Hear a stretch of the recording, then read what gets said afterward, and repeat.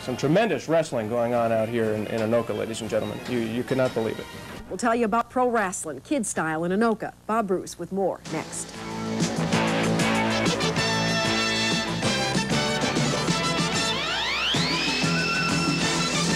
Move over, Vern Gagne. Step aside, Vince McMahon. Larry Burnett reports tonight that there is a wrestling group in Anoka which may give the big boys a run for their money someday.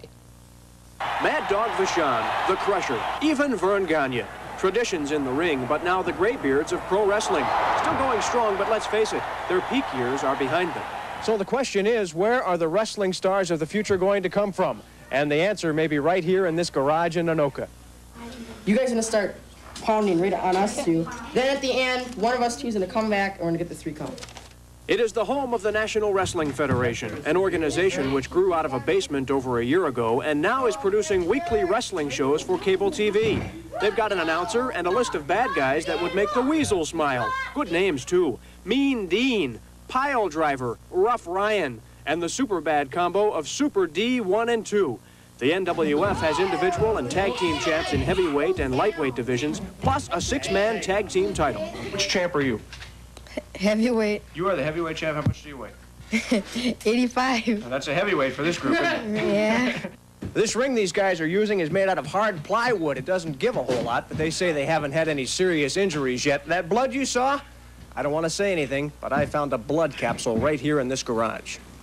We used to have a wrestling reel a few shows back. We started doing it real, and when you do it like that, it's a lot of ground wrestling. The people are in there just to get them pinned, so it's a lot of boring. It's just boring. This is no kid stuff. The National Wrestling Federation has interviews, a hotline, and plans to have a publication soon. The NWF may be ready to challenge the wrestling establishment. Okay. But not just yet. I'm Larry Burnett, Channel 5 Eyewitness Sports. I'm not going to get in the ring with those guys. Why do I have to see that face the last thing before I go to sleep? You'll be dreaming about him tonight. So they finally came out to the garage to do the story, and everybody's excited. That to me was the pinnacle. When I was involved in the show. It was Larry Burnett, and I think he works for ESPN now. Came out and did a thing, and it was years, not too much longer. He ended up going to ESPN for a little while. And we were all excited. He interviewed Sean, just talked about the whole thing, and I remember being on Channel 5, and I was on cloud 9 watching that thing on the 6 o'clock news at my grandma's. The piece was pretty well done, and we were excited about it. I mean, to us it was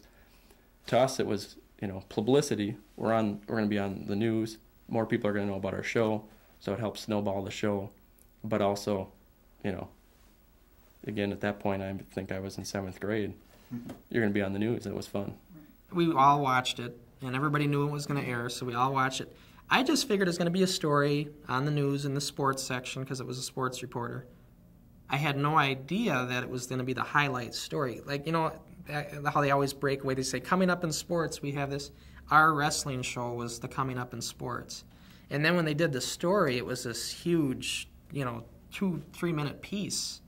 And it was very positive towards what we were doing. And I thought, this is perfect.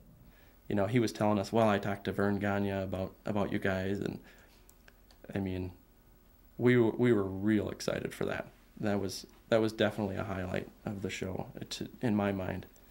So that was a pretty cool deal. That's big. I mean, that was a big deal. You think about it back then, or even any day. You get a major market news station to come out and show what you're all about. That's a pretty big deal.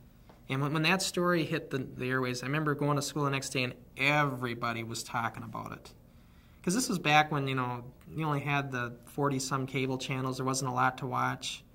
And a lot of people watched 10 o'clock news. And, yeah, it was the talk of the school and everything, and a lot of people, teachers and everything, talking to me about it.